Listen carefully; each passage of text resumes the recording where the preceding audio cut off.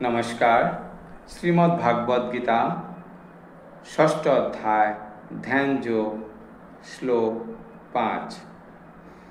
उद्धरेदात्मनात्मानं नात्मानमवदावसादयेत् आत्मैव आत्मनो बन्धुरात्मैव रिपुरात्मना। अनुवाद: মানুষের কর্তব্য হচ্ছে তার মনের দ্বারা নিজেকে জড় জগতের বন্ধন থেকে উদ্ধার করা। মনের দ্বারা আত্মাকে অধঃপতিত করা কখনোই উচিত নয়। মনই অবস্থাভেদে বদ্ধ জীবের বন্ধু ও শত্রু হয়ে থাকে।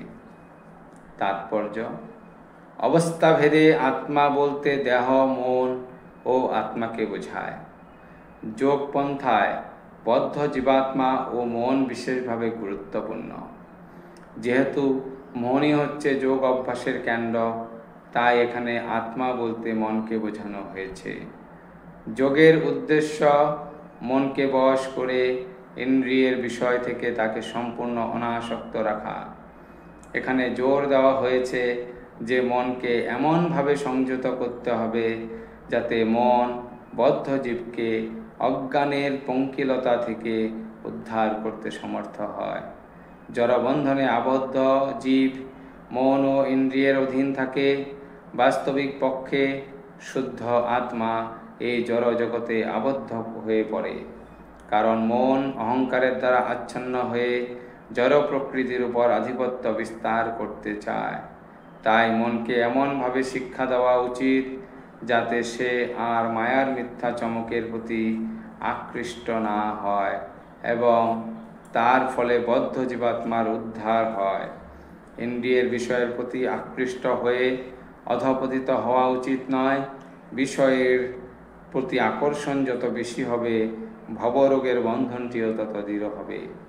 এই বন্ধন থেকে মুক্তির সর্বোত্তম পন্থা হচ্ছে কৃষ্ণ ভাবনাময় মনকে সর্বক্ষণ নিযুক্ত করে রাখা।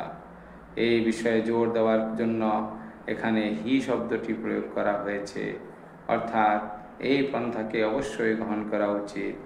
শাস্ত্রে আরও বলা হয়েছে, মন এব মনুষ্যানাং কারণং বন্ধমোক্ষয় বন্ধায় বিষয়াসঙ্গ মুক্তই নির্বিষয়ং মনো।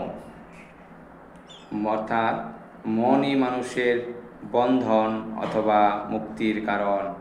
ইন্দ্রিয়ের বিষয়ের প্রতি মনের তন্ময়তা হচ্ছে বন্ধনের কারণ এবং বিষয়ের প্রতি মনের অনাসক্তি হচ্ছে মুক্তির কারণ। সুতরাং কৃষ্ণ ভাবনায় সর্বদা নিয়োজিত মনই পরম মুক্তির কারণ। ধন্যবাদ।